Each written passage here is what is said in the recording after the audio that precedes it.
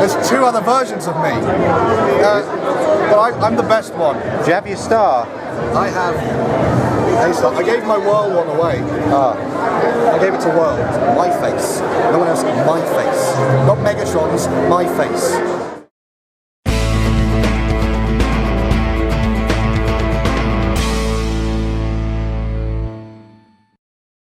Speaking of the Lost Light crew, the briefcase-wielding scientist has a brand new figure in Titan's Return, as a Walgreens exclusive, and as part of a San Diego Comic-Con box set.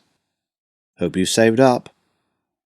Titan's Return brings back the Headmasters, or Titan Masters as they're now called, tiny robots that turn into the heads of whichever transformer they pilot. Brainstorm actually got an update back in Thrilling 30. You might say that they were experimenting. How could they incorporate the gimmick into a modern toy? That figure was the test run, Titan's Return is the end result. This Brainstorm is a retool of Blur from the same line. And therein lies my only real gripe with this toy. Not that Brainstorm didn't get his own mold, but the jet has a little too much of Blur in its design. The intakes and singular tail fin are a bit too reminiscent of the Speedster's front fenders and antenna respectively. Mind you, at least this Brainstorm actually does something with the arms, unlike his previous two toys. It's also not very sleek. Maybe it's not low set enough, or the nose cone's just a bit too bulky, but I've seen far worse jets in this franchise. This version's deco is based on the Generation 1 toy, while the SDCC exclusive leans towards the IDW comics. And yes, Deluxe Brainstorm's also due for release in Takara's Legends line in his anime colours. This deco looks good for the most part, though I wish these nose cone guns weren't just solid turquoise. Of the Titan's Return figures that I currently own, Brainstorm's easily the sturdiest. Hardhead, Skull Smasher and Galvatron have minor alignment issues. Here, everything snaps neatly in place. Unless you get a dud, this is one solid alt mode to be sure. All Deluxes, Voyagers and Leaders have built-in cockpits for Titan Masters. Just like in G1, Brainstorm is partnered with our cat. What now?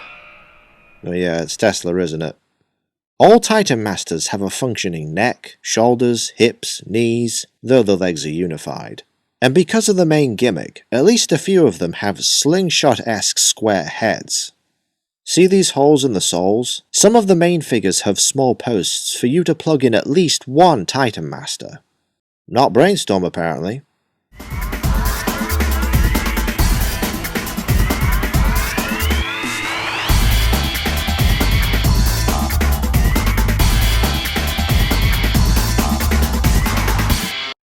While I'm not the biggest fan of the jet, I really like the robot mode.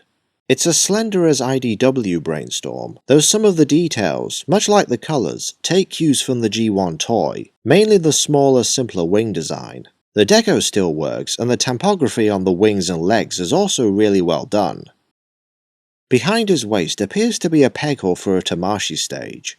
If so, you need to get one for this guy. Not because he can't stand, as you can clearly see, but with roughly 20 points of articulation, I can only imagine how cool Brainstorm looks posed in flight. Not to mention, because the Titan Masters have working necks, so do the main figures themselves. A lot of fans had QC issues with the previous Brainstorm, in that the head was loose, it was a pain to remove, and in some cases, the neck broke. This Brainstorm? I am happy to report the gimmick is a complete success.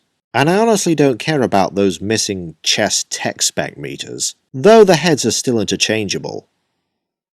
As for other features, the nose cone is a separate piece that can plug in, pretty loosely on mine, as a shield.